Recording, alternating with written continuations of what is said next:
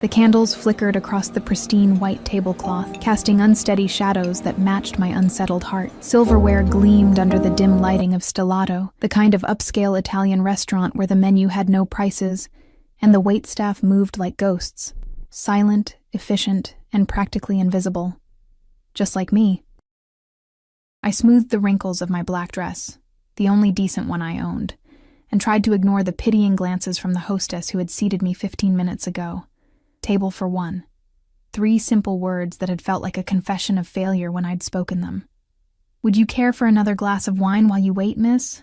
The waiter appeared at my elbow, his voice professionally neutral. But I caught the underlying assumption. Nobody was coming. "No, thank you." My voice emerged steadier than I felt. "Just the check, please." This dinner was a mistake, a desperate attempt to celebrate my 27th birthday alone, rather than in my cramped studio apartment with its leaky faucet and temperamental heating. The splurge had already cost me half my weekly budget. Single motherhood didn't leave room for luxuries like $12 glasses of house wine.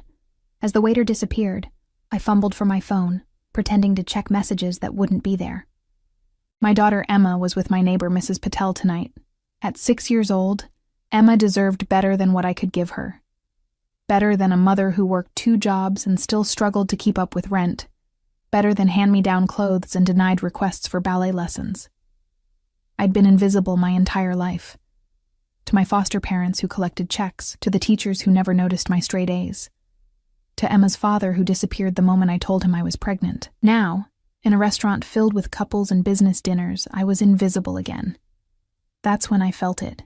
A shift in the atmosphere, like the air before a storm. The restaurant's ambient chatter dropped by several decibels. Through the restaurant's front windows, I watched 3 black SUVs pull up to the curb, sleek and menacing. Men in dark suits emerged first, scanning the area with practiced efficiency, before one opened the rear door of the middle vehicle. He stepped out like he owned not just the car or the restaurant, but the very ground beneath his feet. Even at a distance, power emanated from him. Tall and broad-shouldered in a tailored charcoal suit that probably cost more than 6 months of my rent. Dark hair styled impeccably. Shadow of stubble precisely maintained along a jaw that looked carved from granite. He moved with lethal grace, like a predator who never needed to rush because nothing ever escaped him. I couldn't look away. No one could. The restaurant fell almost silent as he entered, flanked by 2 men who might have been twins in their matching suits and vigilant expressions. The maitre d' practically sprinted to greet him, bowing slightly with a deference I'd never witnessed in real life. "Mr. Castellano, what an honor. Your usual table is ready." Castellano. The name registered faintly in my memory. Something from the local news, perhaps. Some wealthy businessman or politician I couldn't quite place. I forced my attention back to my half-eaten meal, trying to become invisible for entirely different reasons now. Men like him lived in a different universe from women like me. I didn't belong here, in his orbit, and drawing attention from powerful men never ended well for women struggling to make ends meet. I signaled the waiter again, suddenly desperate to leave, but he was nowhere to be found. The entire staff seemed magnetically pulled toward the restaurant's new arrival. I reached for my purse to extract cash and flee, when I felt, rather than saw, someone approach my table. "The lady will be joining me tonight." The voice was deep, accented slightly with Italian undercurrents, and brooked absolutely no argument. I froze, my hand still in my purse, and looked up slowly. Up close, he was even more intimidating. Dark eyes the color of espresso regarded me with an intensity that made my skin prickle with awareness. There was nothing friendly in his expression, just cool assessment and something else I couldn't name that made my heart hammer against my ribs. "I'm sorry?" The words came out as barely more than a whisper. The corner of his mouth lifted in something too predatory to be called a smile. I said. He lowered his voice and leaned closer, the scent of expensive cologne and something darker, dangerous, invading my senses. "Tonight, you're my wife." Before I could process what was happening, he slid into the chair across from me and nodded to one of his men. Instantly, the waiter who had been ignoring me materialized at our table, looking simultaneously terrified and eager to please. "Mr. Castellano, we're honored." "A bottle of the 1982 Brunello," he interrupted without looking at the waiter. His eyes remained fixed on me, dissecting, calculating. And we'll need privacy. The waiter vanished, and the restaurant's other patrons seemed to deliberately avert their gazes, suddenly finding their meals fascinating. I clutched my napkin under the table, my knuckles turning white. "I think there's been a mistake," I managed, my voice barely audible. "I don't know you." "Alessandra Castellano," he said, extending a hand across the table. "Though you may call me Sandro. And no, cara mia, there's no mistake." His hand remained extended between us, adorned with a single platinum ring on his right hand. The heavy signet ring bore some sort of family crest, a lion perhaps, though I couldn't make out the details. "I should go," I whispered, glancing around desperately for an escape route, but his men had positioned themselves strategically near the exits. "My daughter is with Mrs. Patel in apartment 3C until 9 o'clock. She's watching cartoons and eating pizza with pepperoni, no mushrooms." His expression never changed as he delivered this information that no stranger should know. "You have time." I slid down my spine. "How do you—" "I make it my business to know things, Kara." He withdrew his hand when I didn't take it. But somehow the gesture felt like he was granting me temporary reprieve rather than accepting rejection.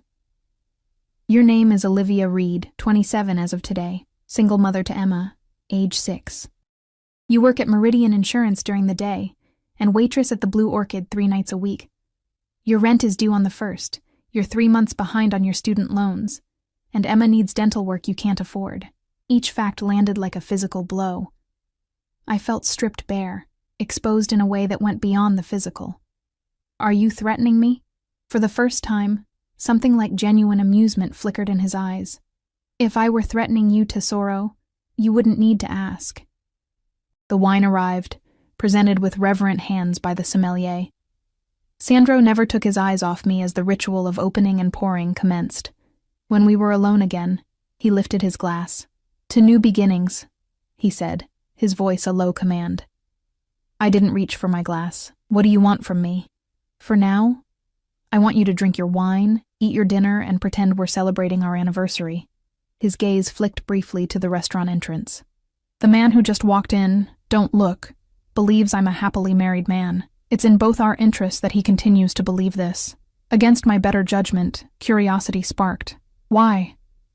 "Because, Olivia Reed," he said my name like he was tasting it. "The difference between us leaving this restaurant alive or dead tonight may depend on how convincingly you can play the role of my beloved wife." The threat should have terrified me into fleeing. But something in his tone, the flat certainty, devoid of drama or exaggeration, made my blood run cold in a different way. He wasn't threatening me.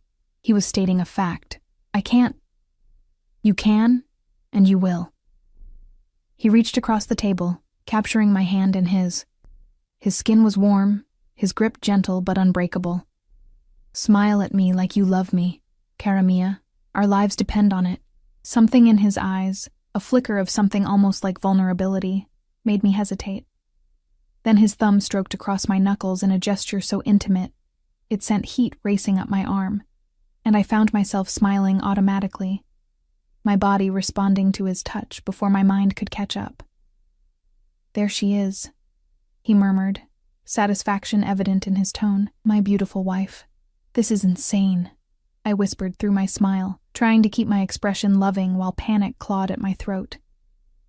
"I don't even know your full name." "Alessandro Vittorio Castellano." His thumb continued its hypnotic movement across my skin. "Head of the Castellano family.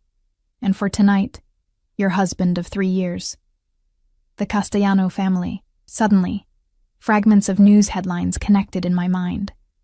Suspected organized crime. Racketeering allegations that never stuck. Whispers of businesses that mysteriously changed hands after refusing protection. My smile faltered. "You're—" "Careful, Tesoro."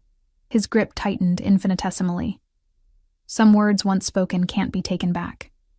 I swallowed hard. "You're a businessman," I amended, the lie tasting bitter on my tongue. His smile was sharp enough to cut. "Very good." A man approached our table then, expensively dressed but with none of Sandro's refined elegance. There was something coarse about him, from his too loud laugh to his overly familiar slap on Sandro's shoulder. "Castellano, Holding out on me, you sly dog. The man's gaze raked over me with naked appreciation that made my skin crawl. Never mentioned a wife before. Sandro's expression remained pleasant, but something deadly flickered in his eyes. Mr. Rossi, I don't recall inviting you to my table. Come now, we're practically partners. Rossi pulled up a chair uninvited, his knee brushing mine under the table. I flinched involuntarily. Aren't you going to introduce me to the lovely signora? Before I could respond, Sandro's hand captured mine again, his thumb stroking possessively over the bare ring finger that suddenly felt conspicuously empty. My wife values her privacy, Sandro said smoothly. As do I. Can't she speak for herself? Rossi leered at me. What's your name, beautiful? I felt Sandro tense beside me, the predator ready to strike.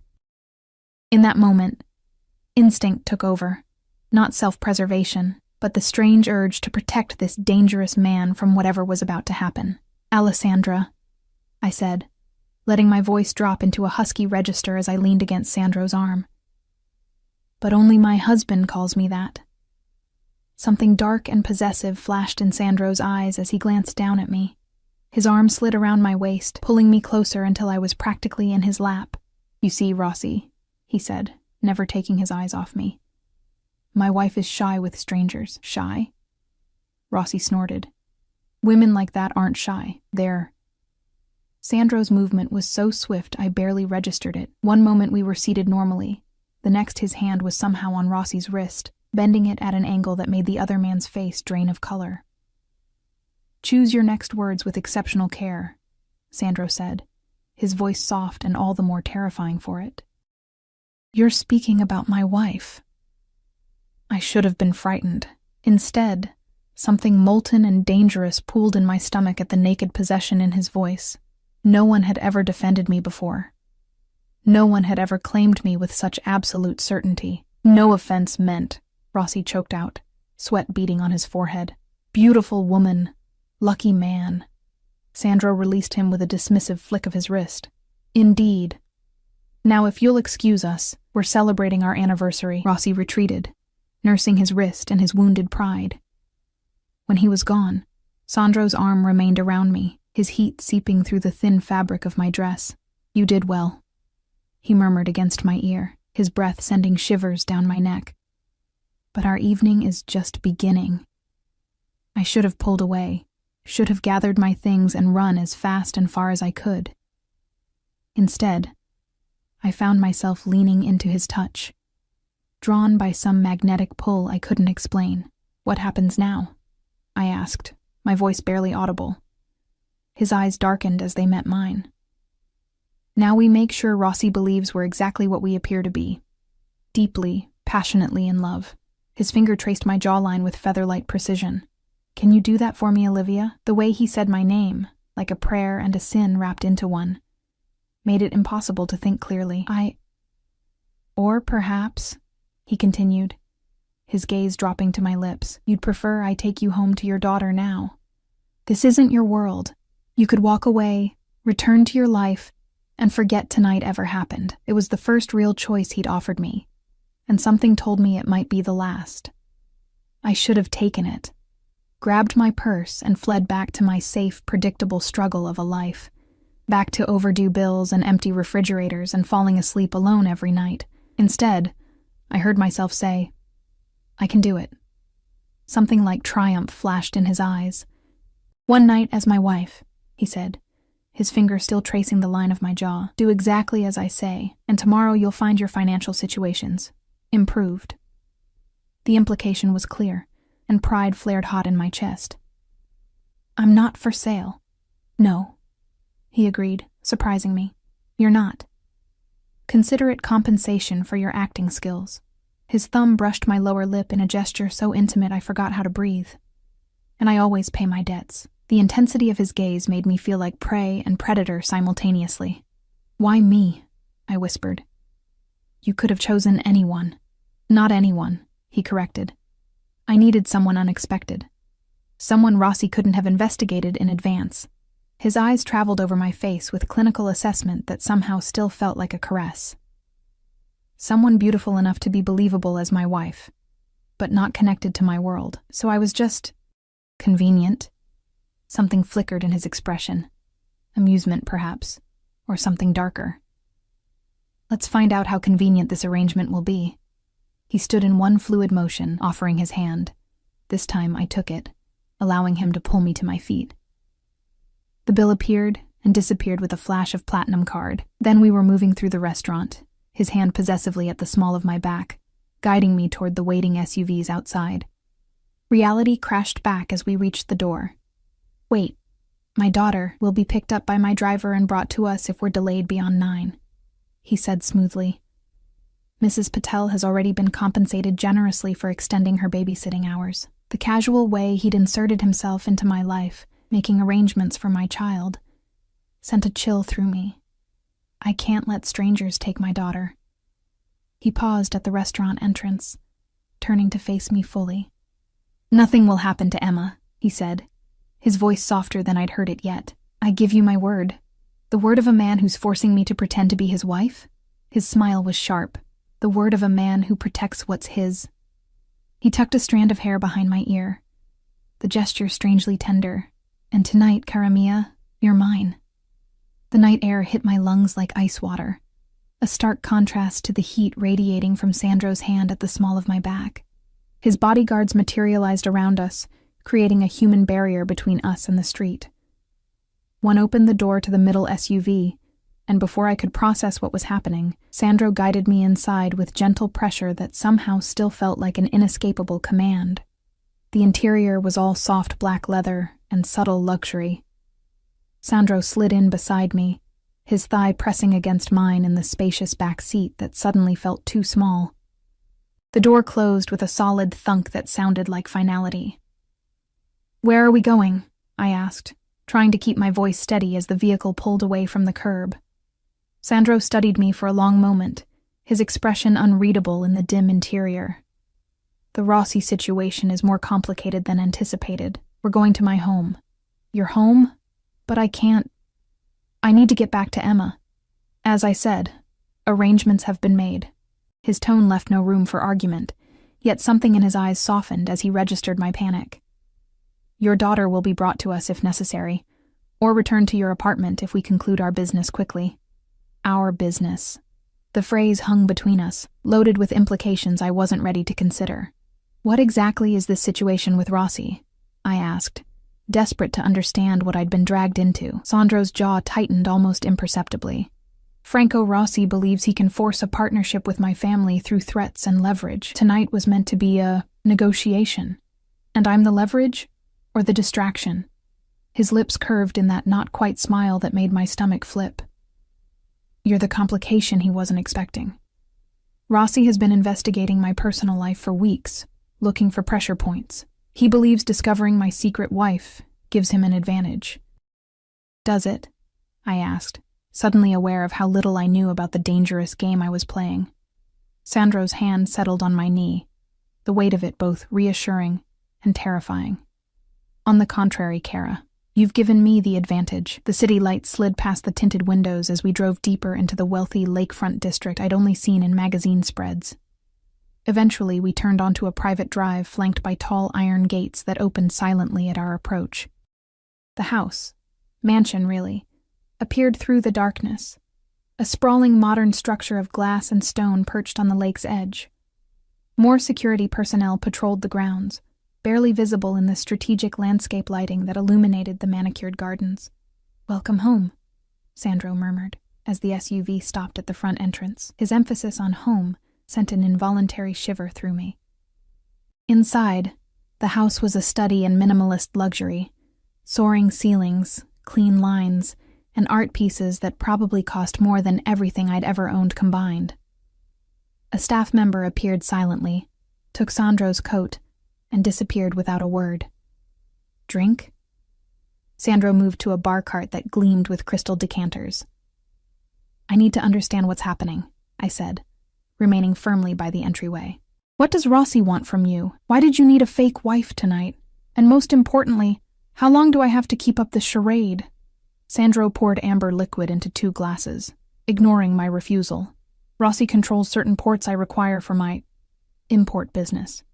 He recently discovered one of my lieutenants was skimming profits and believes this gives him leverage to demand a full partnership. And that's bad, because Franco Rossi is a rabid dog who would destroy everything my family has built over 3 generations. His voice remained calm, but something dangerous flashed in his eyes. He deals in human trafficking, among other distasteful enterprises I don't allow in my territory. I wrapped my arms around myself, suddenly cold despite the comfortable temperature of the room. So you're saying you're the better criminal? In an instant, he was before me, moving with that predatory grace that made my heart race. He lifted my chin with one finger, forcing me to meet his gaze. I'm saying, cara mia, that there are lines even men like me don't cross. His eyes searched mine. And tonight, you helped me draw one of those lines. How? I whispered, unable to look away from the intensity of his stare. Rossi now believes I have a wife I've kept hidden to protect. He'll think twice before moving against me directly. His thumb traced my lower lip, sending electricity coursing through my veins. He knows the rules of our world. Families are sacred. I'm not actually your wife, I reminded him, my voice embarrassingly breathless. Something dark and possessive flickered across his features. Details, he murmured, his accent thickening. His hand slid to cup my cheek, and I found myself leaning into his touch before I could stop myself. The phone in his pocket vibrated, breaking the moment. Sandro stepped back, checking the screen with a frown. "Excuse me," he said, moving toward what appeared to be an office. "Make yourself comfortable. This won't take long."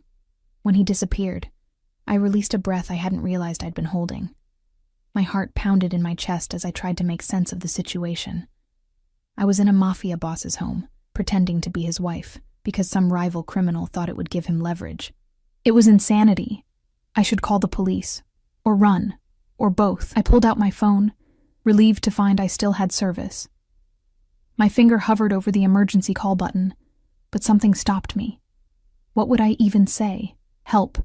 I'm being held captive by a devastatingly handsome crime lord who's offering to solve my financial problems if I pretend to be his wife for one night. Besides, Sandro knew where Emma was, where I lived. My entire life history, apparently. Instead, I texted Mrs. Patel. "How's Emma?" The response came almost immediately. "Sleeping like an angel. Your husband's friend dropped off her favorite teddy bear and extra money for me to watch her overnight if needed." Such a thoughtful man. Why didn't you tell me you were married? I stared at the message in disbelief. Husband? Teddy bear? I hadn't mentioned Emma's missing teddy bear to Sandro. The stuffed animal had disappeared during our last move, and Emma had been heartbroken. How could he possibly know about it, much less replace it? Before I could process this, a female voice startled me. "So you're the wife." I spun around to find a stunning woman leaning against the doorframe. Tall, model-esque, with sleek black hair, and eyes that matched Sandro's in both color and intensity. She wore a designer dress that made my own look like a cheap rag in comparison. Relax, she said, her smile revealing perfect white teeth. "I'm Valentina, Sandro's sister." She sauntered forward, assessing me with cool calculation. "Though, I must say, you're not what I expected when he said he'd found a wife. We're not," I stammered, unsure how much she knew. "Real?" Her laugh was musical but sharp. "Of course it's not. My brother doesn't do relationships. He does arrangements." She circled me slowly. "The question is, what kind of arrangement do you think this is?" My cheeks burned with embarrassment. "It's just for tonight. To fool someone named Rossi." Valentina stopped in front of me, her perfectly manicured finger tapping her chin. "Interesting. And he brought you home." She leaned closer, her expensive perfume enveloping me. "Sandro never brings his women home." "I'm not his woman," I protested, though the words sounded weak even to my own ears. "No," her smile was knowing. "Then why are you looking at his office door like you're waiting for him to come back? Why haven't you run screaming into the night?" "Because I couldn't. Because of Emma. Because despite everything, some traitorous part of me was intrigued by Alessandro Castellano and the way he looked at me like I was precious and valuable instead of invisible." "Valentina," Sandro's voice cut through the room like a blade. "I don't recall inviting you here tonight." His sister straightened, unruffled by his cold tone. "I was in the neighborhood. Thought I'd meet the mystery woman who has all your men whispering." She kissed his cheek, unfazed by his rigid posture. "She's pretty." Common, but pretty. I flinched at her casual cruelty. Sandro's eyes narrowed fractionally. "Olivia is my guest," he said, his voice deceptively soft. "You will show her respect." Valentina raised an eyebrow, something unspoken passing between the siblings. "Guest. Is that what we're calling it now?" She turned to me with a predatory smile. "Enjoy your visit, Olivia. My brother can be quite hospitable when it suits him." With that parting shot, she glided from the room, leaving behind a chill that had nothing to do with the temperature. "I apologize for my sister," Sandro said, moving to my side. "Valentina can be protective." "She seemed more territorial than protective," I muttered before I could stop myself. To my surprise, Sandro laughed, a genuine sound that transformed his severe features into something dangerously appealing. "An accurate assessment. My sister has been managing my household and social calendar since our parents died.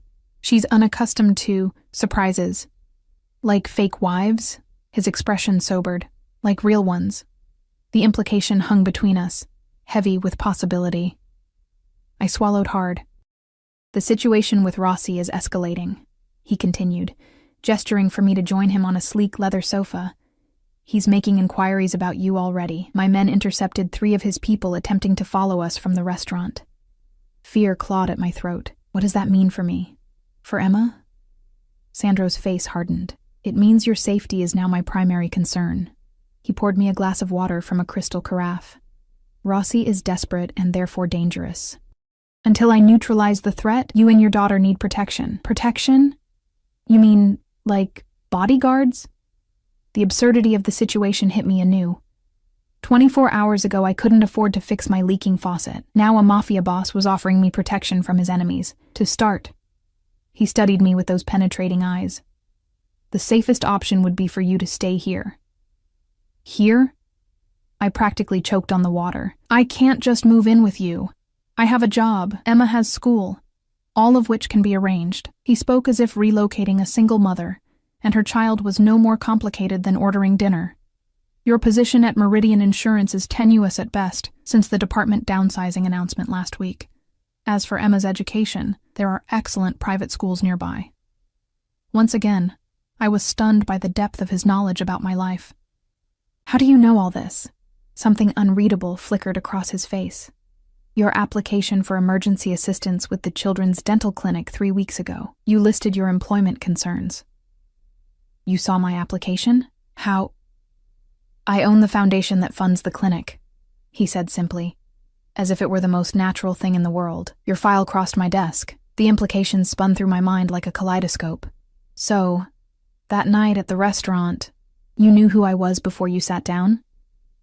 His expression remained impassive, but something like discomfort flashed in his eyes. "Yes." "You planned this whole thing?" Anger flared hot and bright in my chest. "Used me as some kind of prop in your Mafia power play?" "Not entirely." His jaw tightened. Rossi's appearance was unexpected. "But yes, I had intended to approach you." "Why?" The word came out sharper than I intended. "What could you possibly want from me?" Sandro stood in one fluid motion and crossed to the floor-to-ceiling windows overlooking the dark lake. For a long moment he was silent, his broad shoulders taut beneath his tailored jacket. "Your file contained a photograph," he finally said, his voice lower, rougher. "When I saw it, I recognized you immediately." "Recognized me? That's impossible. We've never met." He turned, his expression inscrutable. "Not you, precisely, but your resemblance to someone I once knew is remarkable." I slid down my spine. "Who?" "My wife," he said simply. "My real wife, Sophia." The room seemed to tilt slightly. "You're actually married?" A muscle ticked in his jaw. "I was. She died 6 years ago." The timeline hit me with stunning clarity. 6 years ago, when Emma was born. When I was struggling through pregnancy alone, this man was losing his wife. "I'm sorry," I said automatically. then frowned. But that doesn't explain why you'd want me to pretend the anniversary of her death was last week. He cut in, his voice controlled but with an undercurrent of something raw. Rossi somehow learned of this and has been watching me, waiting for signs of weakness. Appearing with a new wife, especially one who bears such a striking resemblance to Sophia, sends a message that I've moved on, that I'm not vulnerable. So I'm just a body double? A ghost stand-in? The thought was both chilling and oddly disappointing. Sandro moved toward me with that predatory grace, stopping close enough that I had to tilt my head back to maintain eye contact. "You're nothing like her," he said softly, his gaze traveling over my features. "Except in appearance. Sophia was gentle, sheltered, obedient. You have fire in your eyes, Olivia Reed, even when you're afraid." His hand rose to touch my cheek, and I should have pulled away. Should have been disgusted by this man who had manipulated me, who had built his life on violence and fear. Instead, I remained frozen, caught in the intensity of his gaze. "What happens now?" I whispered. "Now," he said, his thumb brushing across my lower lip. "We make our arrangement more permanent. At least until Rossi is no longer a threat." "Define permanent," I said, fighting to keep my voice steady despite his intoxicating proximity.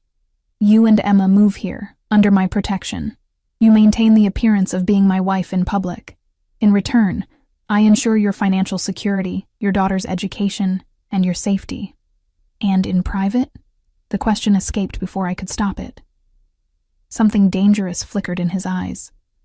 "In private, cara mia, we negotiate our own terms."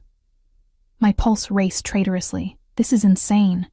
"I don't know you. You're a criminal. And yet you haven't run." His observation hung between us, undeniable. "You haven't called the police. You're still here, considering my offer." He was right, and that terrified me more than anything else. What kind of mother was I, even contemplating an arrangement with a man like him? "Emma is all that matters to me," I said, my voice firmer now. "I won't expose her to danger or whatever business you're involved in." "Emma would want for nothing," he countered. "She would be protected, educated, cared for as if she were my own blood. My home has a separate wing where you both would live. Your own space, your own rules." "Until when? What's the endgame here, Sandro?" He stepped back slightly, giving me room to breathe. "Until Rossi is no longer a concern. 3 months, perhaps 4. And then what? We just go back to our old lives like none of this happened?" Something unreadable passed across his features. "If that's what you wish." Before I could respond, his phone vibrated again. This time his expression darkened as he read the message. "What is it?"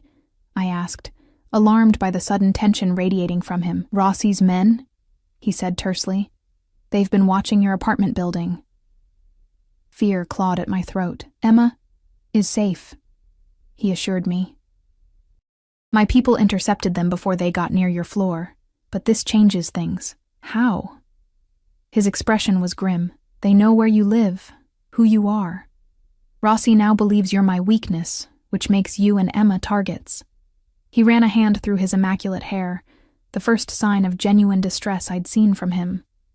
"I've already dispatched men to collect her and Mrs. Patel. They'll be brought here immediately." "Without my permission?" Anger flared, hot and sudden. "You can't just take my daughter. Would you prefer I left her there for Rossi's men to find?" His voice was sharp, but there was genuine concern beneath the harshness. "This isn't a game, Olivia. These men don't hesitate to use children as leverage." The reality of the situation crashed over me like a wave. In the span of a few hours, my quiet, struggling life had been shattered. Now my daughter was in danger because of a man I'd just met, because I looked like his dead wife, and he'd decided to use me in some criminal chess match. "This is your fault," I whispered, tears pricking at my eyes. "You dragged us into this." Something like guilt flashed across his face before his expression hardened again. "Yes," he admitted, "and now I'm going to fix it, but I need your cooperation. Do I have a choice?" The question wasn't entirely rhetorical. Sandro studied me for a long moment. "There's always a choice, Cara, but some are better than others." A buzzing sound interrupted us. Sandro checked a security panel on the wall. They're here.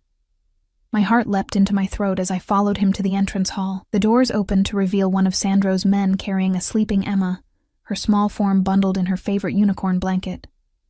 Mrs. Patel followed, looking surprisingly unperturbed for a woman who had just been whisked away by Mafia henchmen in the middle of the night. "Olivia, dear," she exclaimed when she saw me, "your husband's men were so polite. And this house, it's like a palace." I stood frozen, unable to correct her misconception as Emma stirred in the bodyguard's arms. Her eyes fluttered open, confusion clouding her features until she saw me. "Mommy?" Her small voice broke something inside me. I rushed forward, taking her from the man's arms and holding her close, breathing in her familiar scent of baby shampoo and strawberry toothpaste. "It's okay, baby," I murmured into her hair. "Mommy's here." "Where are we?" she asked, rubbing her eyes as she looked around the grand entryway. Before I could answer, Sandro stepped forward, his entire demeanor transforming as he addressed my daughter. Gone was the dangerous predator, replaced by a gentle presence that still somehow commanded attention. "Hello, Emma," he said, his voice warm in a way I hadn't heard before. "My name is Sandro. You and your mother are going to be staying at my house for a little while." Emma studied him with the unfiltered curiosity only children possess. "Is this a castle?" Sandro's lips curved into a genuine smile that transformed his severe features. "Not quite. But there is a swimming pool and a room full of books and toys that I think you might enjoy." Emma's eyes widened. "A pool inside? And a garden maze outside," he added, as if offering a child a private playground was the most natural thing in the world.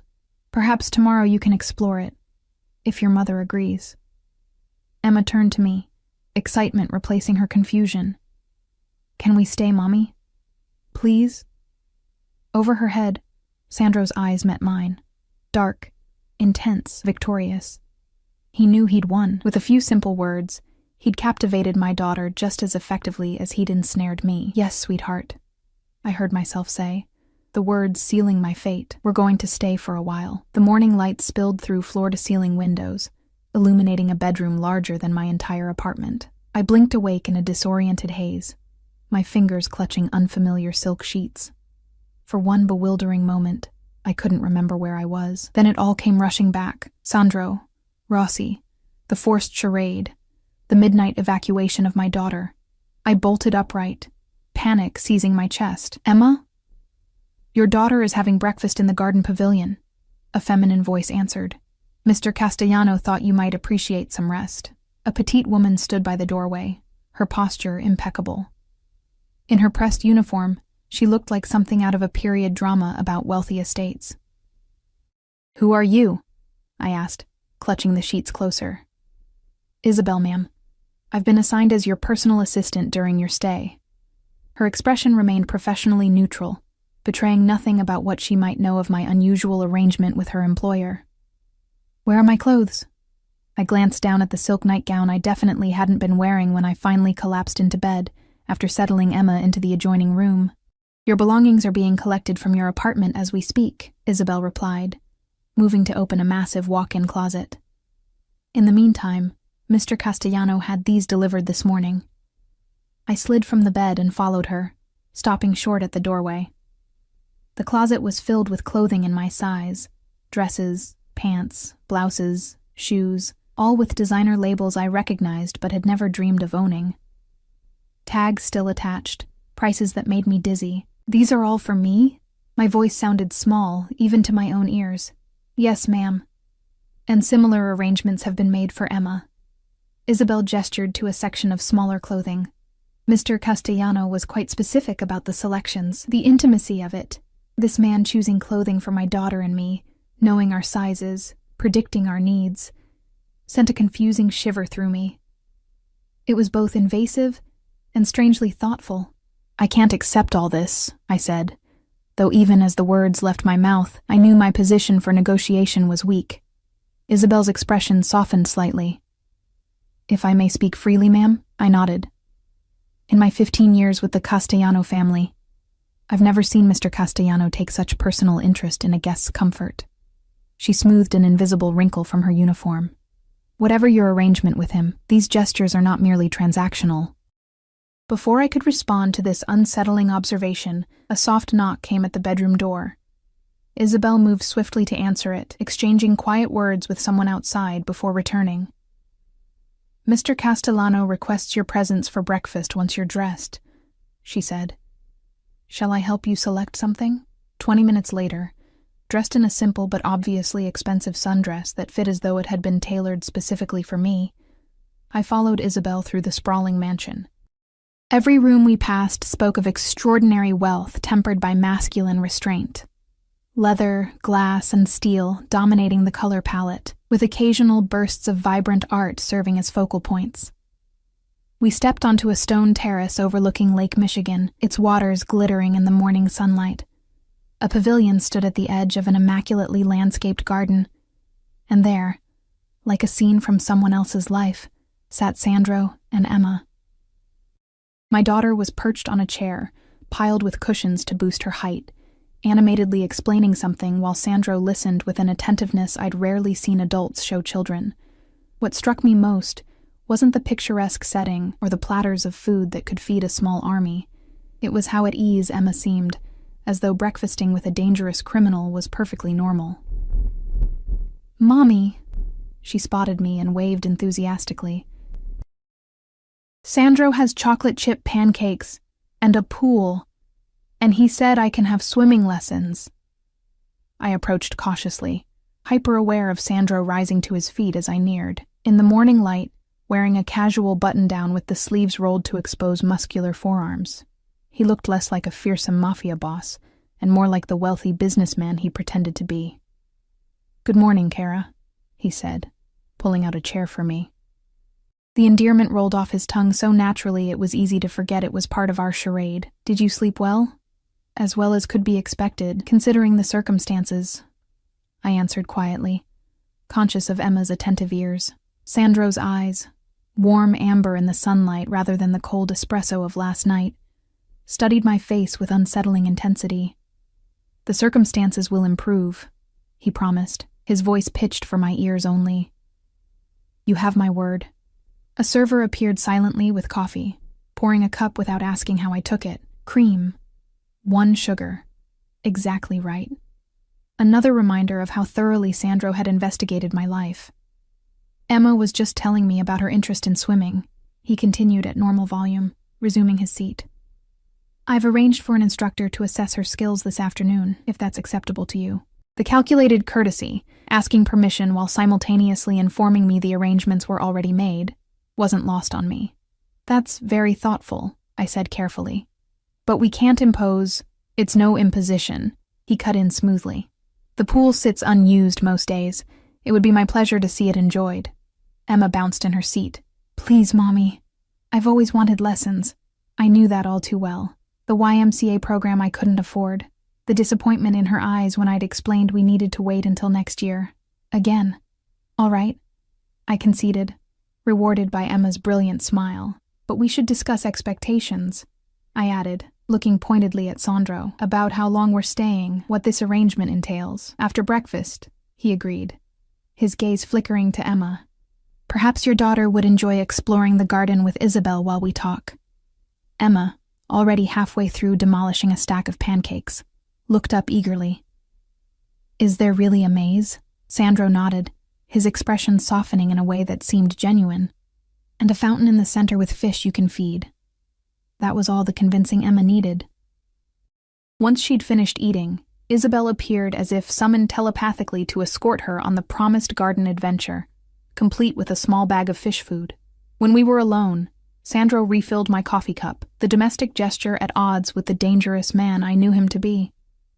"You have questions," he said simply. "About 1,000, I replied, setting down my fork. "Starting with how long you expect this charade to continue." "Until Rossi is no longer a threat," he said, the same answer as last night. "My men are working to contain the situation, but these things require delicacy. And in the meantime, what exactly am I supposed to be doing? Playing house? Pretending to be your dead wife's replacement?" A muscle ticked in his jaw. "You are not a replacement," he said, his voice suddenly cold. "You are under my protection because I put you in danger. The role of wife is merely the most efficient cover." For what? What am I covering? Sandro stood, pacing to the edge of the pavilion. With his back to me, silhouetted against the lake, he cut an imposing figure despite the casual clothing. 6 years ago, my wife was killed, he said abruptly. Not by a rival or an enemy, but by a drunk driver. The most mundane death imaginable for the wife of a man in my position. I remained silent, sensing there was more to this story than he'd shared last night. What few people know, he continued, is that she was pregnant at the time. 7 months. A daughter. The breath caught in my throat. I'm sorry, I whispered, the inadequacy of the words hanging between us. He turned, his expression carved from stone. Rossi learned of this recently, on the anniversary of their deaths. He approached me with photos of their graves, speaking of how terrible it would be to lose more family members, his hands clenched at his sides. It was a threat, thinly veiled. The brutality of using a man's dead wife and unborn child as leverage made me physically ill. That's monstrous. That is business, in Rossi's world. Sandro's voice was flat, a world I've worked to evolve beyond, though few believe that possible. And where do I fit into this? Because I look like her?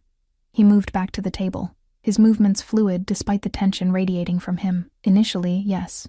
Your resemblance to Sophia provided an opportunity to show Rossi I had moved on, that his knowledge of my past gave him no power over me. He sat, closer than before. But now that he's seen you, identified you, the situation has evolved. Into what, exactly? Sandro's gaze was penetrating, assessing. Into something more complex. Rossi believes you're important to me. That makes you both a target and an asset. An asset, I repeated flatly. That's what I am to you? Something flickered across his features. Frustration, perhaps, or something more complicated. What you are to me, he said carefully, is not so easily defined. Before I could push for clarification, his phone buzzed. He checked it with a slight frown before returning his attention to me. My security team has finished sweeping your apartment, he said. Most of your belongings are being packed and brought here. However, they discovered surveillance equipment installed in your living room and bedroom. Horror crawled up my spine. Cameras? In my home? Where my daughter lives. Audio only, he said, though this did little to quell my revulsion. Installed within the last 24 hours, according to my tech expert. Rossi's work, undoubtedly. Nausea rolled through me as I imagined strangers listening to my private conversations with Emma, to our bedtime stories and morning routines. How did they get in? I always double-lock the door. Your building's security is... He paused diplomatically. Inadequate. The devices have been removed and disabled. But this confirms what I suspected. You cannot return there. The reality of my situation crashed over me anew. My home, my jobs, my carefully constructed life, all compromised because I'd caught the attention of Alessandro Castellano. What about work? I asked, grasping for some semblance of normalcy. I have responsibilities, bills to pay, a life to maintain. Your financial obligations have been settled, he said matter-of-factly. Your position at Meridian was already precarious, as we discussed. As for the Blue Orchid, I've arranged a leave of absence for family reasons. Anger flared hot in my chest. You had no right. You can't just take over my life without... Without what? He interrupted, his voice soft but unyielding. Without your permission? The moment Rossi saw you at my table, certain wheels were set in motion that cannot be reversed. I'm merely ensuring you and Emma land safely when those wheels inevitably crush the life you knew. His bluntness stunned me into momentary silence. When I found my voice again, it emerged smaller than I'd intended. So, what happens now? I just live here indefinitely, pretend to be your wife when necessary? For now, yes. His expression softened fractionally. Is that really so terrible, Kara? Your daughter's safe and receiving opportunities you've worked so hard to provide? Financial security? Protection? It's a gilded cage, I said quietly. No matter how beautiful, it's still captivity. Then consider it temporary sanctuary, he countered. One that requires certain performances when we're in public. What kind of performances? Something darkened in his gaze. Nothing beyond what you're comfortable with. Hand-holding. The occasional display of affection. The appearance of a couple still in the honeymoon phase of marriage. The thought of Sandro's hands on me, even in the most innocent context, sent a forbidden heat coursing through my veins. And what do you get out of this arrangement? Beyond sending a message to Rossi, he studied me for a long moment, his expression unreadable. Peace of mind, he finally said, knowing I've protected the innocent people I dragged into my world. There was more to it than that. I could sense it in the intensity of his gaze, the careful distance he maintained despite his words of closeness. But before I could press further, a commotion from the garden caught our attention. Emma came racing toward us, her face flushed with excitement, Isabel following at a more dignified pace. "Mommy, there are turtles in the fountain!" she exclaimed, breathless. "Can I keep one, please?" Sandro laughed, a genuine sound that transformed his severe features. "The turtles live there, Piccola, but you can visit them whenever you want." Emma turned her pleading eyes on him. "Promise? Every day?"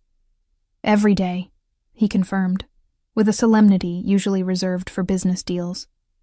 "We can even name them if you'd like."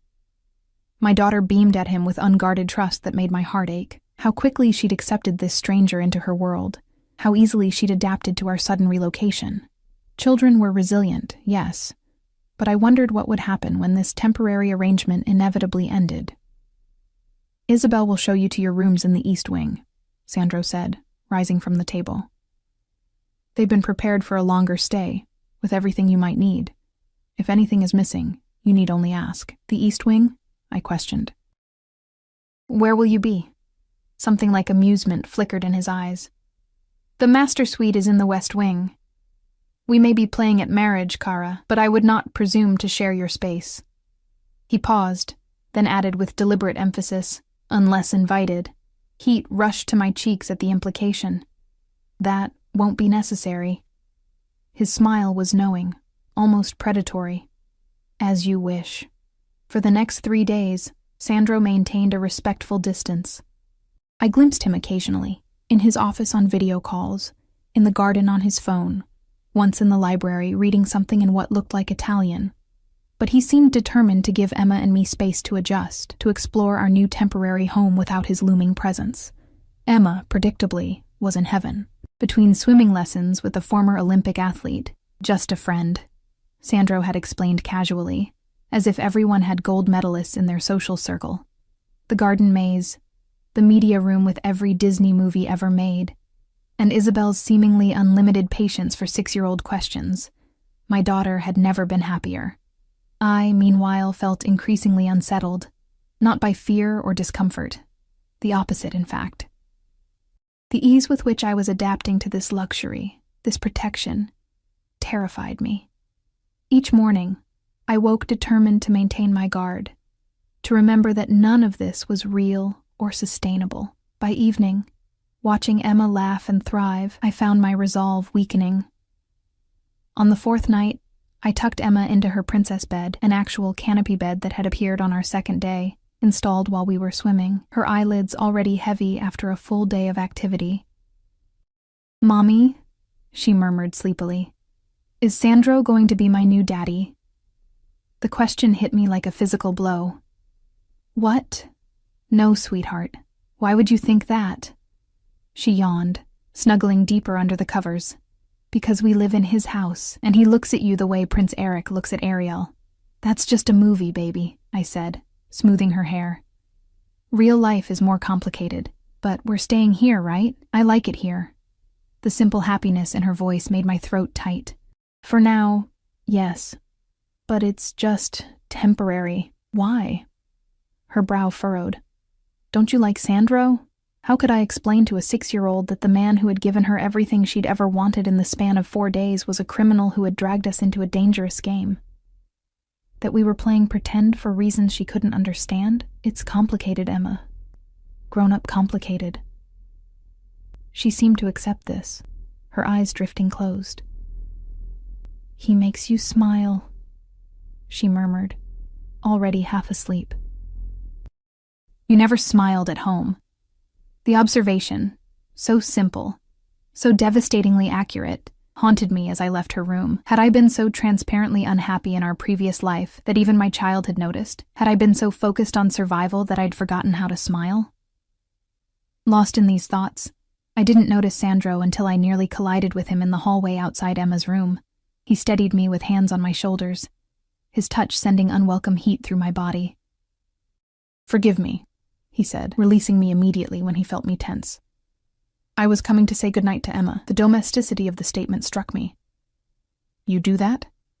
"When invited," he replied, something guarded in his expression. "She asked me earlier if I would check for monsters under her bed. Apparently, I have a reputation for being particularly effective against closet-dwelling creatures."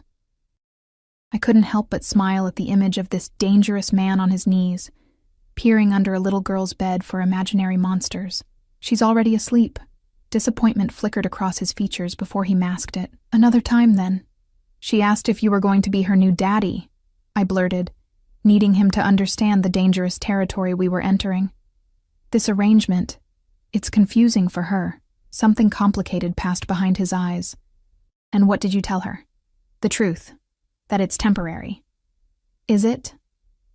The question hung between us, loaded with implications neither of us had dared voice. "Of course it is," I said, but the words lacked conviction even to my own ears. "Once this situation with Rossi is resolved, Emma and I will return to our normal lives." Sandro stepped closer, his proximity making it difficult to think clearly. "And if I offered you a different option?" "What option?" I breathed, suddenly aware of how alone we were in the dimly lit hallway. "Stay," he said simply. "Not as a charade or for protection. Not because you resemble someone from my past. Stay because Emma flourishes here. Because you deserve security and peace." His hand rose to brush a strand of hair from my face, the touch feather-light. "Because there's something between us that we both feel, whether we acknowledge it or not." My heart pounded against my ribs. "You don't know me." "I know enough," he countered. "I know you've sacrificed everything for your daughter. I know you worked 2 jobs without complaint. I know you applied for dental assistance for Emma, but nothing for yourself, despite the obvious pain you've been in when you eat cold foods." I flinched at the accuracy of his observation, the broken molar I'd been ignoring for months because I couldn't afford the treatment. "I know," he continued, his voice dropping lower, "that you tremble when I'm near you, and it's not from fear alone." Heat bloomed in my cheeks. "That's presumptuous. Is it?" His fingers traced the line of my jaw, featherlight but sending electricity through my veins. "Tell me you feel nothing, and I'll never touch you again." I should have stepped back, should have firmly established boundaries. Instead, I found myself leaning into his touch, my body betraying me as it had from the first moment I saw him. "This is a mistake," I whispered, even as my eyes dropped to his mouth. "Perhaps," he agreed, his thumb brushing my lower lip. "But some mistakes are worth making." When his lips finally met mine, the contact was gentle, questioning rather than demanding. It was nothing like I'd imagined kissing Alessandro Castellano would be. Instead of domination, there was a restrained hunger that made my knees weak. I should have pulled away. Instead, my hand slid up his chest to his shoulders, feeling the solid strength beneath expensive fabric. His arms encircled my waist, drawing me closer as the kiss deepened, becoming something hungry and desperate. When we finally broke apart, both breathing heavily, reality crashed back like a cold wave. I stepped back, my fingers rising to my lips as though I could erase what had just happened. "I can't do this," I said, my voice unsteady. This isn't real," he finished, his eyes darker than I'd ever seen them. "That felt very real to me, cara mia."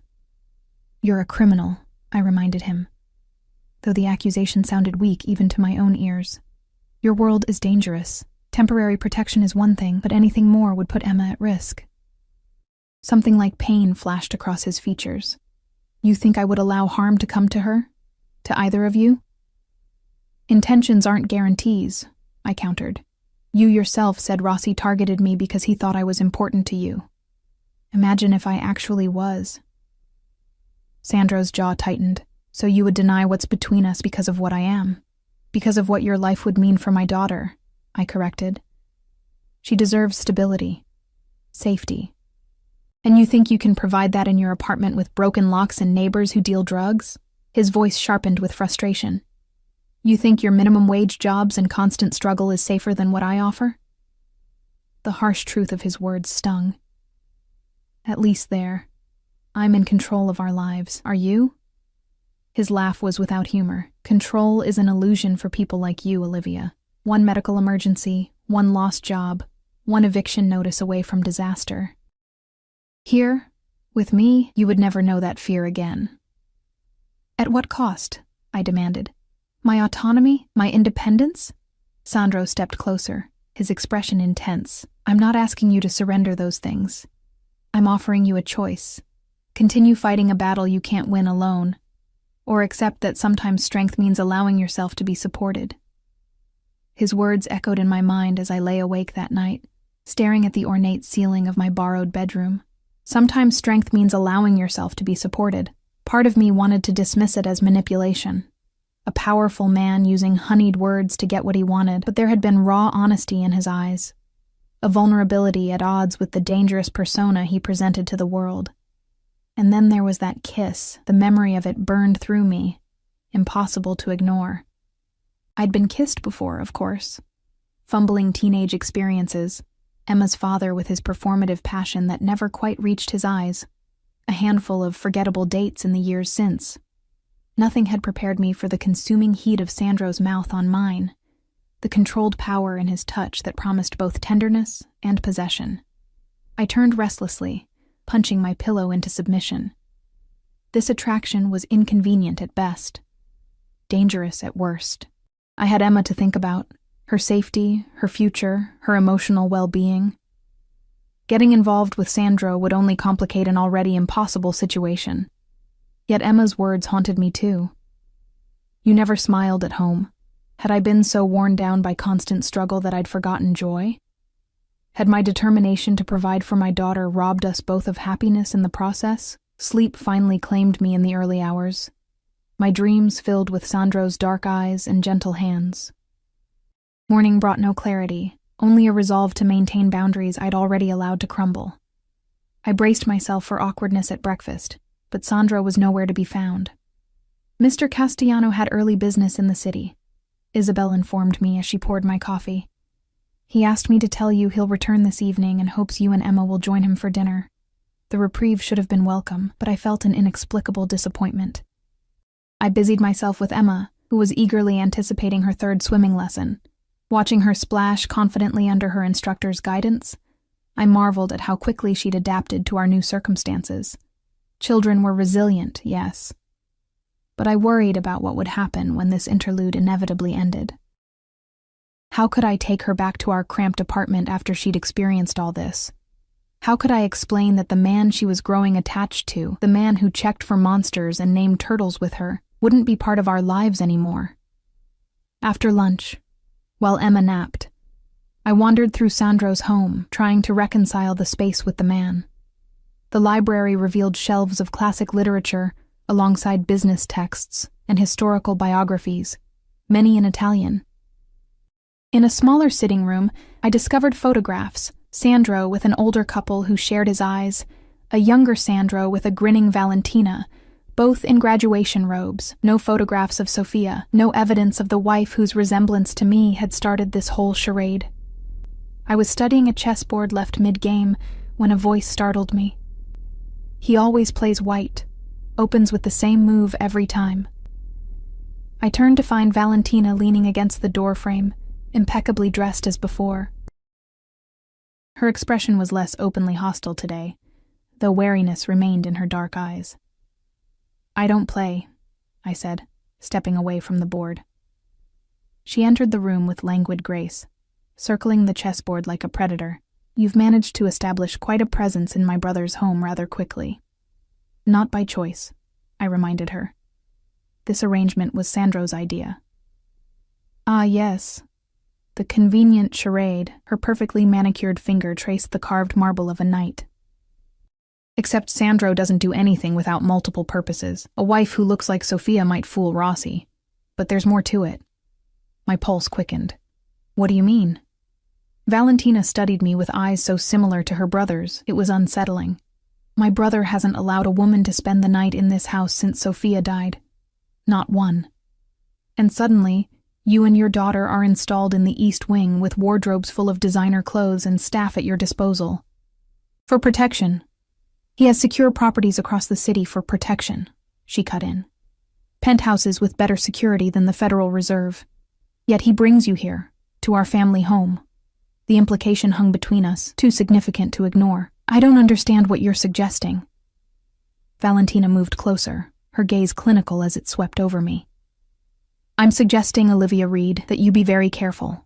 My brother is not a man who forms attachments easily. But when he does, she shook her head slightly, he doesn't let go. Ever. A chill ran down my spine. Is that a threat? A warning, she corrected. From someone who knows him better than anyone. Whatever game you think you're playing, I'm not playing any game, I interrupted, anger flaring. Your brother dragged me and my daughter into his dangerous world without my consent. I'm just trying to keep Emma safe until this situation is resolved. Something in Valentina's expression shifted, softened fractionally. Your daughter.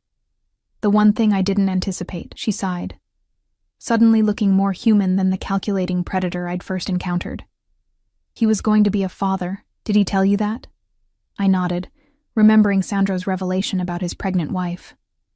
A daughter, Valentina continued, her voice uncharacteristically gentle. They'd already named her Allegra, Joy. Her gaze drifted to the window, toward the garden where Emma had been playing earlier. When we lost them both, something in Sandro broke. The brother I knew disappeared, replaced by someone colder, more calculating. I'm sorry, I said softly, meaning it despite my wariness of this woman. So am I. Her focus returned to me, sharp and assessing, but for the first time in 6 years, I've seen glimpses of the old Sandro, when he watches your daughter, when he speaks of you. Uneasiness twisted in my stomach. I can't be a replacement for what he lost. No, she agreed, surprising me. And if that's all you were, I would have already ensured your departure. The threat was delivered so casually it took me a moment to register. But I suspect you're something else entirely to him. What? A second chance. Valentina stepped back, her moment of vulnerability disappearing behind her polished facade. The question is whether you're worthy of it. Before I could respond, her phone chimed. She checked it, her expression darkening instantly. I need to find my brother, immediately. He's in the city, I said, alarmed by the sudden tension in her posture. Business meetings, Isabel said. Valentina's laugh was sharp, without humor. Is that what he told you? How convenient. She stalked toward the door, then paused. Stay inside. Keep your daughter close. Tell security if anyone approaches who isn't family. What's happening? Fear clawed at my throat. Is it Rossi? Always, she confirmed grimly. But this time, my idiot brother has gone to meet him alone. Her gaze pinned me. Apparently, Rossi requested it, claimed he had information about you that Sandro would want to hear privately. Ice slid down my spine. Information about me? There's nothing to know. Something like pity crossed Valentina's features. Everyone has secrets, Olivia Reed. Even those who think they don't. With that cryptic statement, she was gone, leaving me with a growing sense of dread. What could Rossi possibly know about me that would lure Sandro into meeting him alone? My life before Sandro had been painfully ordinary, struggling single mother, overworked and underpaid. Nothing that would interest a man like Franco Rossi. Unless a memory surfaced, one I'd spent years trying to forget. Emma's father hadn't simply abandoned us when I told him I was pregnant. There had been more to the story, a darkness I'd never shared with anyone. Not even in Emma's birth documentation. Could Rossi have somehow uncovered that buried history? The very thought made me physically ill. I rushed to find Emma, needing to assure myself she was safe. I found her with Isabel in the playroom, happily building with blocks that probably cost more than our monthly rent. "Mommy, look! I made Sandro's house!" she exclaimed, pointing to an impressive structure that did indeed resemble the mansion's architecture. "It's beautiful, sweetheart," I said, forcing a smile despite my mounting anxiety. "Isabel, may I speak with you for a moment?" In the hallway, I kept my voice low. Valentina seemed concerned about something involving Sandro and Rossi. "Do you know what's happening?" Isabel's professional demeanor slipped slightly, revealing genuine worry. "Mr. Castellano left explicit instructions that you and Emma were to remain inside today, with enhanced security." She hesitated. "Beyond that, I'm not privy to the details." "But something's wrong," I pressed. "I need to know if Emma's in danger." "The security team has locked down the property," she assured me. "No one enters without Mr. Castellano's direct authorization. You're as safe here as anywhere in the city." It wasn't entirely reassuring, but I had little choice but to accept it. I returned to Emma, trying to maintain a calm facade while my mind raced with scenarios, each worse than the last. Hours crawled by with excruciating slowness. I checked my phone compulsively, though I had no messages from Sandro. Why would I? Our relationship, such as it was, hardly warranted regular check-ins. Still, as afternoon stretched into evening with no word, my concern deepened to something more urgent. Emma sensed my distraction during dinner, picking at her food with unusual quietness. "Is Sandro coming back?" she finally asked. "Of course he is, sweetheart. This is his home." "But you're worried," she said, her perception sometimes startling for a 6-year-old. "I can tell." I forced a reassuring smile. "Grown-ups worry about silly things sometimes. Nothing for you to be concerned about." After putting Emma to bed, I paced my room like a caged animal.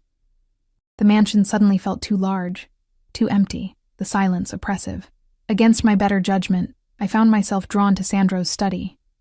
The one room Isabel had indicated was strictly private. The door was unlocked. I hesitated on the threshold, knowing I was crossing a line but unable to stop myself. Inside, the space was exactly what I would have expected. Masculine, elegant, dominated by a massive desk of dark wood. Bookcases lined one wall, a bar cart occupied another. The third wall held something unexpected.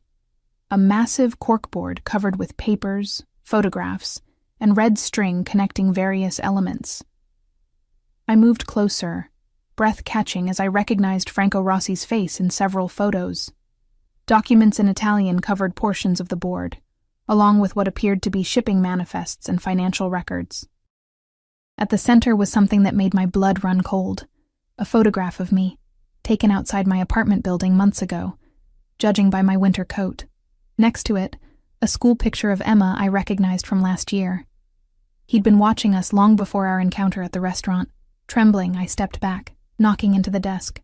Papers scattered to the floor, and as I bent to collect them, a familiar name jumped out at me.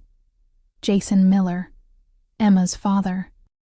My hands shook as I gathered the documents, scanning their contents with growing horror. Police reports, financial transactions, a mugshot, and most damning of all, a paternity test dated just 3 days ago, confirming Jason as Emma's biological father. Sandro had known, perhaps not initially, but he'd discovered the connection between Emma's father and Rossi's organization. Jason hadn't just abandoned us, he'd been working for Rossi all along. The low-level dealer I'd briefly dated had apparently risen through the ranks to become one of Rossi's lieutenants. And now Sandro had gone to meet with them, armed with this knowledge. Finding anything interesting, I whirled around to find Valentina in the doorway, her expression unreadable. "How long has Sandro known about Emma's father?" I demanded, too distraught for pretense. "Since yesterday," she answered, entering the room with measured steps. "One of our informants recognized your photo, made the connection to Miller. And Sandro went to confront them, alone?" Panic clawed at my throat. "That's suicide. My brother rarely acts without calculation," Valentina said, though concern shadowed her eyes. "But where you're concerned, his judgment has been compromised." "We have to help him," I insisted, moving toward the door. "Call your men, your security. Whatever criminal empire resources you have." Valentina's laugh stopped me. "You think I haven't tried?" Sandro deliberately circumvented his security detail. "None of our usual properties are in use. He's gone dark intentionally." She studied me with new interest. Your concern seems genuine. Of course it's genuine. He's in danger because of me, because of my connection to— I couldn't bring myself to say it— to Emma's father. A connection you never disclosed, she noted, her tone sharpening. Even when you knew Rossi was targeting you specifically, shame and defiance warred within me. I didn't know Jason worked for Rossi. He was just a dealer when I knew him, small time. When I got pregnant, he disappeared. I never saw him again. Yet you recognized his name on those documents, she pressed. You knew something was wrong with him, beyond simple abandonment. I sank into Sandro's desk chair, the fight draining out of me. The night I told him I was pregnant, I found drugs in his apartment, not marijuana or party pills.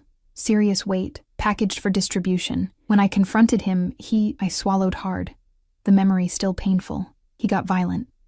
Said I was never to tell anyone about what I'd seen, or he'd make sure I regretted it. Valentina's expression softened fractionally. And you never reported this? To who? The police who never came when I called about break-ins at my apartment? The system that had failed me my entire life? I shook my head bitterly. I changed my phone number, moved apartments, cut all ties with anyone who knew him. I was just grateful he never came looking for us. Until now, Valentina said quietly. Rossi must have connected the dots somehow. And Sandro walked right into it. Fear constricted my chest. We have to find him. Before Valentina could respond, her phone rang. She answered immediately, her posture stiffening as she listened. Where? She demanded. Condition? Another pause. Lock it down. No one in or out. We're on our way.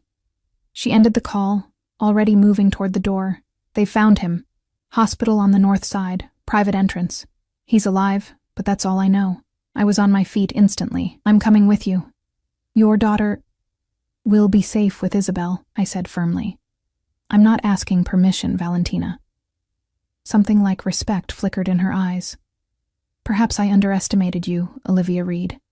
She gestured toward the door. The car leaves in 3 minutes. Don't make me wait. The drive to the hospital passed in tense silence, the city lights blurring outside the window as Valentina's driver pushed well beyond legal speed limits. My mind raced with terrible possibilities. Sandro broken, bleeding, dying because of my past, because of a connection I should have disclosed. The hospital's private entrance was guarded by men I recognized from Sandro's security team. They nodded to Valentina with deference, their expressions grim. A white-coated doctor met us in a pristine corridor, speaking rapid Italian that I couldn't follow. Valentina's face remained impassive, but I caught the slight tremor in her clasped hands. How bad? I asked when the doctor finished his report. 3 broken ribs, punctured lung, concussion, multiple lacerations, she translated clinically, though her voice wavered slightly. He was conscious when they found him, which is promising. Can I see him? Valentina studied me for a long moment. Why? What is he to you, really? This man you barely know, whose world terrifies you, whose life goes against everything you claim to value. The question pierced through my defenses, demanding an honesty I'd been avoiding. What was Sandro to me? Protector? Captor? Temptation? Something more profound I dared not name? He's someone who checked under my daughter's bed for monsters, I said simply. Someone who remembers how I take my coffee. Someone who looks at me and actually sees me. My voice broke slightly. And he's hurt because of me. Something in Valentina's expression shifted, softened. Room 312, she said after a moment. I'll give you a few minutes before I go in. The private room was dimly lit, monitors beeping steadily beside the bed where Sandro lay. I paused in the doorway, heart constricting at the sight of him.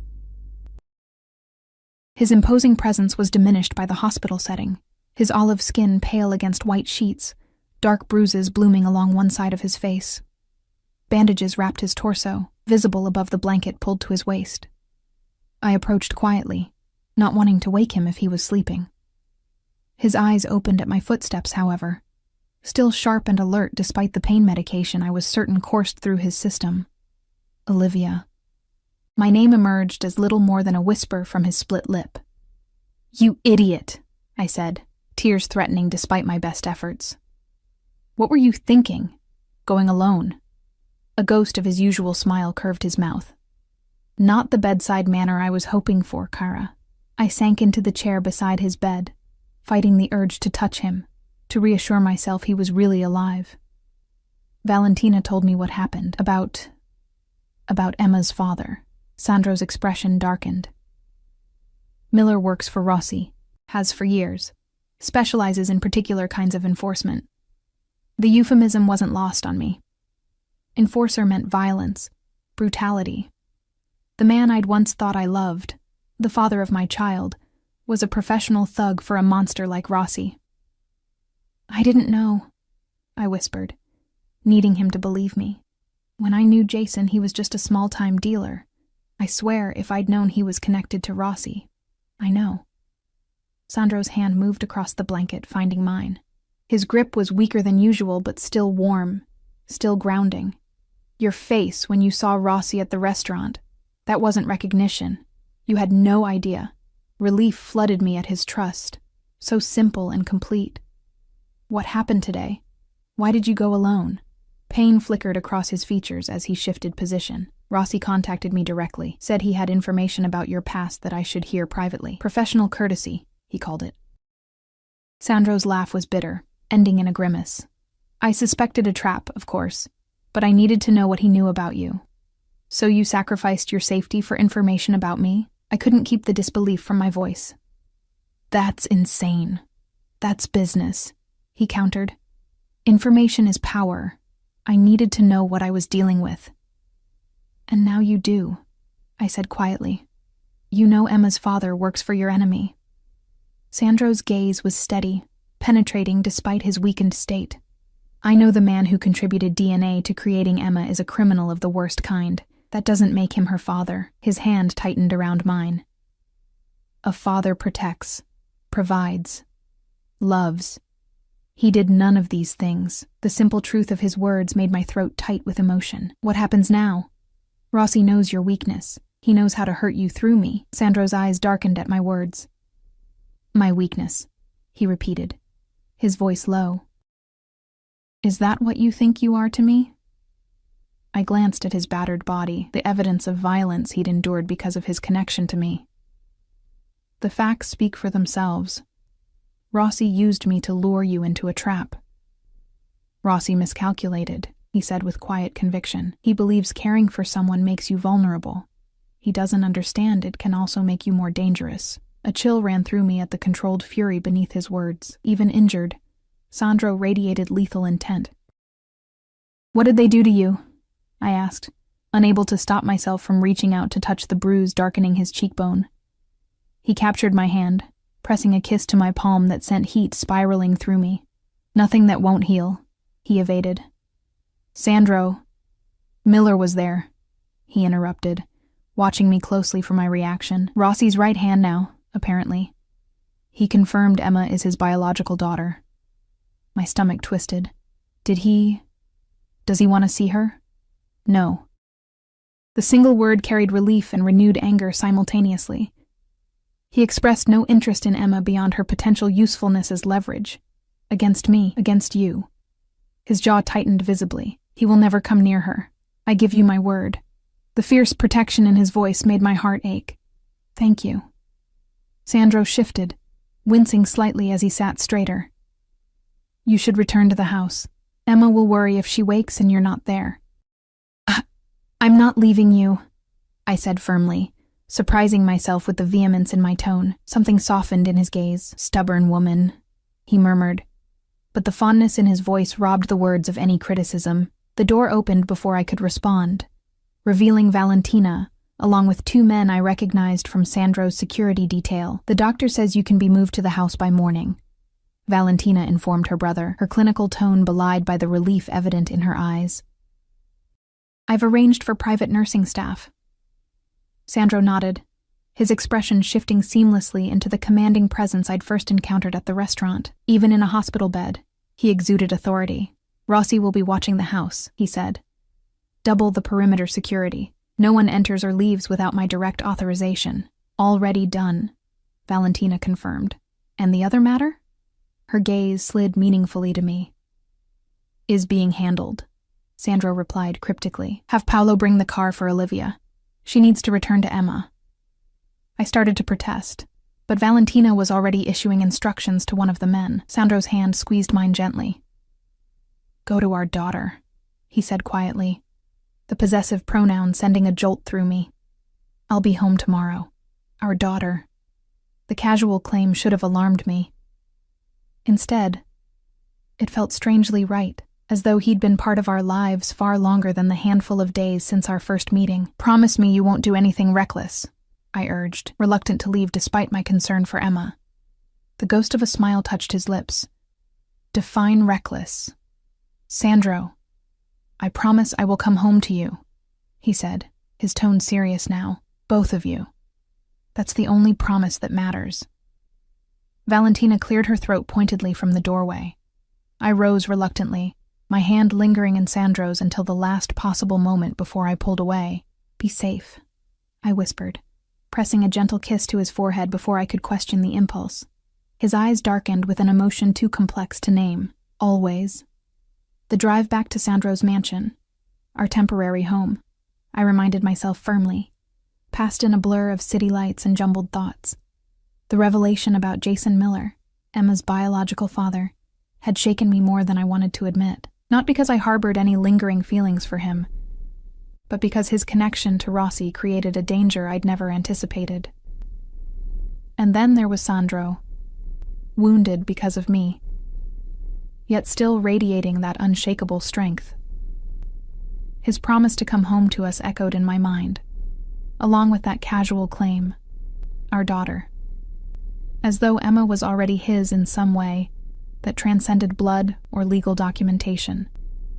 Most unsettling of all was how right it had felt. How natural. As if the three of us had somehow formed a family unit in the space of less than a week. Isabel was waiting when I arrived, her usual composure slightly frayed around the edges. Emma's still sleeping, she assured me. I've been checking on her every half hour as instructed. Thank you, I said, genuinely grateful for her steadying presence. And Mr. Castellano, have you heard anything? Ms. Valentina called ahead. Medical staff are preparing the East Wing suite for his return tomorrow morning. She hesitated, then added, the security protocols have been enhanced. You'll notice more personnel on the grounds. I nodded, too exhausted to question the necessity. I think I'll just check on Emma and then try to get some sleep. My daughter was indeed sleeping peacefully, her stuffed unicorn clutched tightly against her chest, oblivious to the dangerous complications swirling around her. I brushed the hair from her forehead, overwhelmed by love and fierce protectiveness. I would do anything to keep her safe, even align myself with a man like Sandro Castellano. Sleep proved elusive despite my exhaustion. I tossed restlessly, my mind replaying fragments of conversation, searching for solutions to a situation that seemed increasingly impossible. Dawn was breaking when I finally drifted off, only to be awakened what felt like minutes later by Emma bouncing onto my bed. Mommy! Sandro's home, and he brought me a puppy! I bolted upright, certain I'd misheard. A what? A puppy. Emma's face was alight with excitement. He's tiny and fluffy, and his name is Cosimo, and he's downstairs right now with Sandro. I scrambled out of bed, hastily pulling on a robe over my nightgown. Sweetheart, are you sure? Mr. Castellano was away. He wasn't supposed to be back until later. He's in the garden, she insisted, tugging at my hand. Come see. I followed her downstairs, bewildered and concerned. Sandro should still be in the hospital, recovering from serious injuries.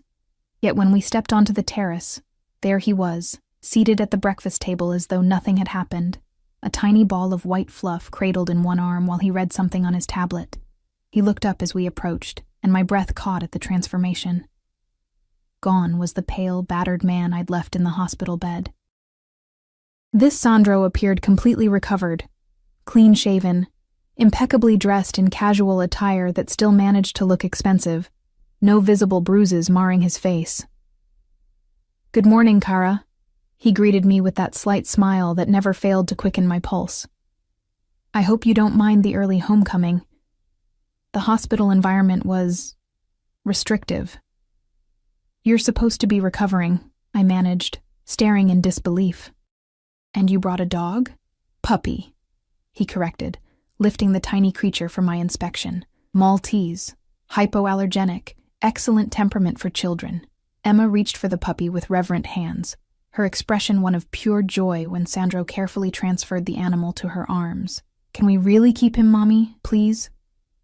I fixed Sandro with an accusatory glare, which he met with unrepentant calm. Perhaps you should have consulted me before making such a significant decision.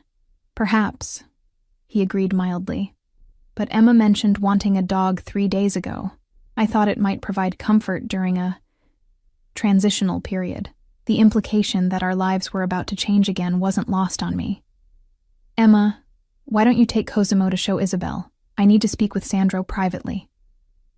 My daughter nodded, already completely enamored with the puppy, and skipped back into the house. The moment she was out of earshot, I rounded on Sandro. You can't just make unilateral decisions about pets without consulting me. And what are you doing out of the hospital? You had a punctured lung less than 12 hours ago. I have excellent medical care, he replied, gesturing to a chair beside him. Please sit. Your coffee is getting cold. I remained standing, hands on hips. Don't change the subject. You were seriously injured. The doctor said. The doctor works for me, Sandro interrupted gently, and I heal quickly. Looking closer, I could now see the slight stiffness in his movements, the carefully controlled breathing that suggested his ribs were still causing considerable pain. He was masking it well, but he was far from healed. You're going to re-injure yourself, I sighed, finally taking the offered seat. And we still need to talk about the dog. Puppy, he corrected again, the ghost of a smile playing at his lips. And yes, I should have consulted you. It won't happen again. The easy capitulation surprised me. It won't happen again because we won't be here much longer, I reminded him, though the words tasted bitter on my tongue. Once the Rossi situation is resolved, Emma and I will return to our own lives. Something darkened in Sandro's gaze. That may be more complicated now. Because of Jason? I kept my voice steady, despite the flutter of fear his words provoked. Partially. He reached for his coffee, the movement careful and controlled. Rossi now knows you're connected to me. More importantly, he knows about Emma and her biological connection to Miller. Which means, Sandro said quietly, that you and Emma will never be truly safe without permanent protection. The implication hung between us, heavy with significance. Define permanent, I said, echoing our earlier conversation. Sandro's gaze was steady, penetrating. Marriage. The single word knocked the breath from my lungs. Excuse me? A legal union would place you and Emma under the full protection of the Castellano family, he continued, his tone matter-of-fact despite the bombshell he'd just dropped. Not a charade or temporary arrangement. An actual marriage with all the security and benefits that entails. You can't be serious, I managed, though his expression held no hint of humor. We barely know each other. We know what matters, he countered. I know you're fiercely protective of Emma, intelligent, resilient, and stronger than you realize. You know I can provide safety, stability, and resources you could never access otherwise. That's not a basis for marriage. That's a business arrangement. Something softened in his gaze. Is it only business that makes your pulse race when I'm near? Only practical consideration that drew you to my hospital bed last night? Only strategic alliance that made you kiss me in that hallway? Heat flooded my cheeks at the reminder. Physical attraction isn't enough for a lifetime commitment. No, he agreed surprisingly. It's merely a foundation upon which other things can be built. He reached across the table, his hand covering mine. I'm not proposing a cold merger, Olivia. I'm offering you and Emma a future. Protection, yes, but also possibility. Possibility of what, exactly? I asked, not pulling my hand away despite my better judgment. Of happiness, he said simply. For all three of us. The sincerity in his voice made my throat tight with emotion. Sandro, your world. It's dangerous. Complicated. Look what happened to you because of us.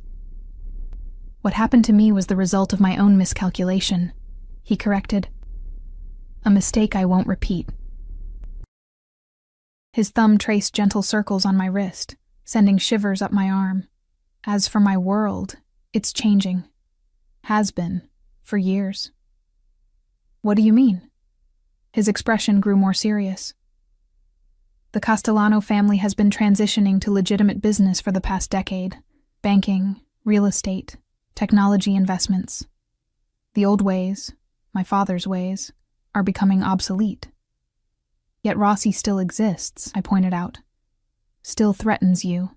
Rossi is the past, Sandro said with quiet conviction. A dying breed clinging to methods that no longer serve. After last night, his days are numbered. A chill ran through me at the implication. What did you do? Nothing yet, he assured me, though there was something deadly in his calm. But Rossi's mistake wasn't attacking me. It was threatening you and Emma. His fingers tightened fractionally around mine. There are rules in our world, lines that aren't crossed, families that aren't targeted. We're not your family, I reminded him, though the words felt hollow even to my own ears. Aren't you? His gaze held mine, challenging and somehow vulnerable simultaneously. Tell me you feel nothing when I touch you. Tell me Emma hasn't blossomed in this home. Tell me you want to return to struggling alone. I couldn't.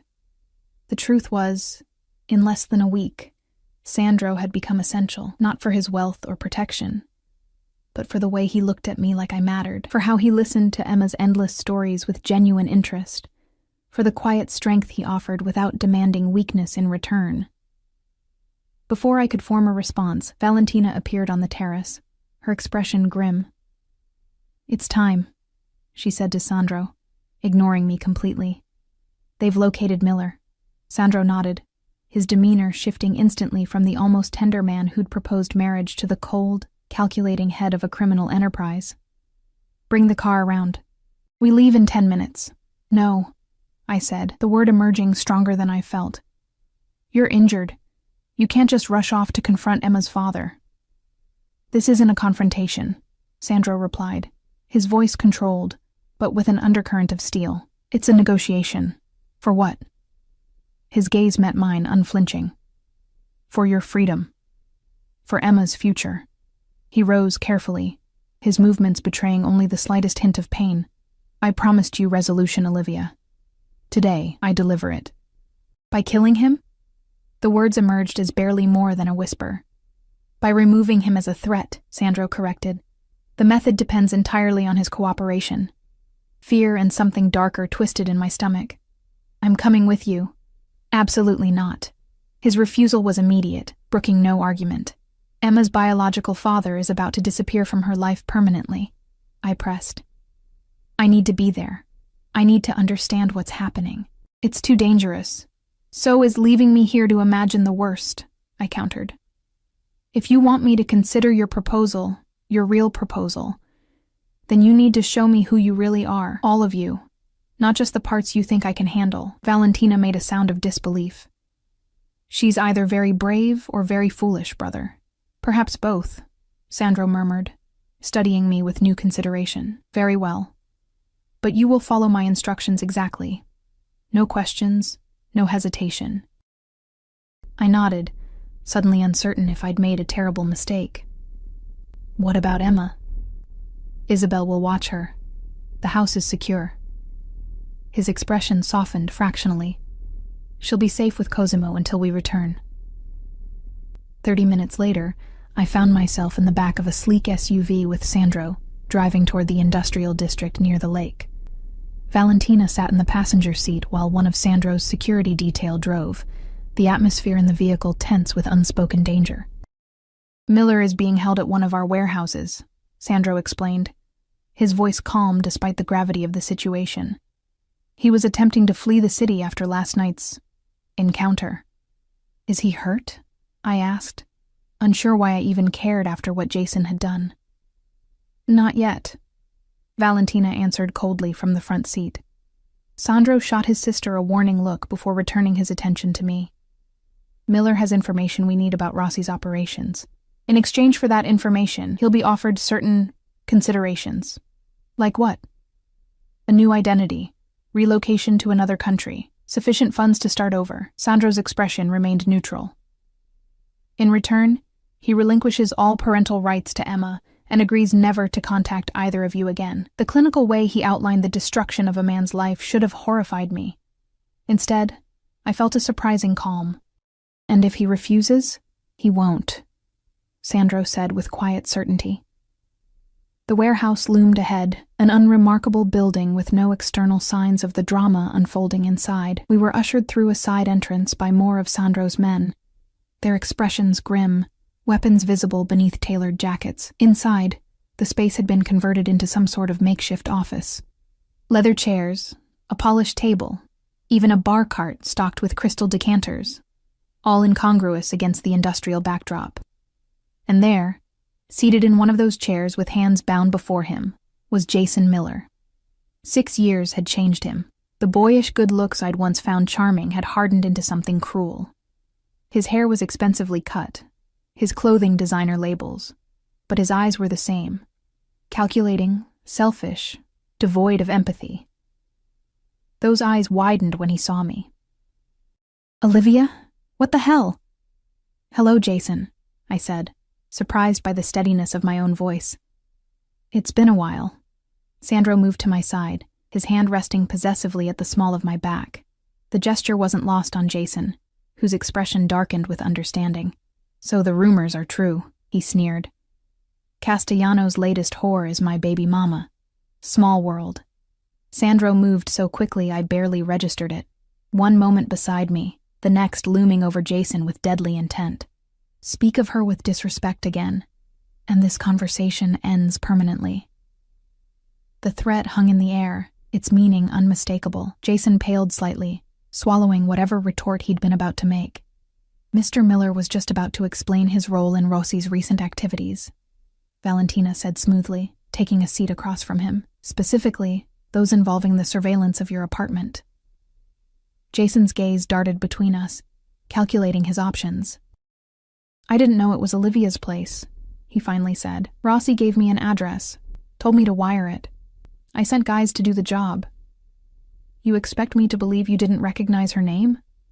Sandro's voice was dangerously soft. "Reed isn't her real name," Jason countered, looking at me accusingly. "She changed it after she got pregnant. She was Olivia Martinez when I knew her." I flinched at the revelation of my original surname, one I'd abandoned years ago to make a fresh start, to escape not just Jason, but the foster system identity that had followed me for so long. "A reasonable precaution, given your violent tendencies," Sandro observed coolly, returning to my side. His hand found mine, squeezing gently in silent support. Jason's eyes narrowed at the gesture. "Playing happy families now? Does she know what you really are, Castellano? What you've done?" "She knows what matters," Sandro replied, echoing his earlier words to me. "Which is more than you ever bothered to learn about her." I stepped forward, needing to take control of this narrative. "Why did you never come looking for Emma? For us?" Jason had the grace to look momentarily uncomfortable. I was climbing the ranks. A kid would have been a liability. "And now?" I pressed. "Now that you know where we are, who she is?" His expression turned calculating. Now she's leverage. Rossi sees that. Your boyfriend here sees it too, or we wouldn't be having this conversation. "She's your daughter," I said, disgust rising in my throat. "She's DNA," he corrected coldly. "Nothing more." I felt Sandro tense beside me, his control visibly straining. I squeezed his hand, a silent plea to let me handle this. "Then this should be simple," I said, matching Jason's clinical tone.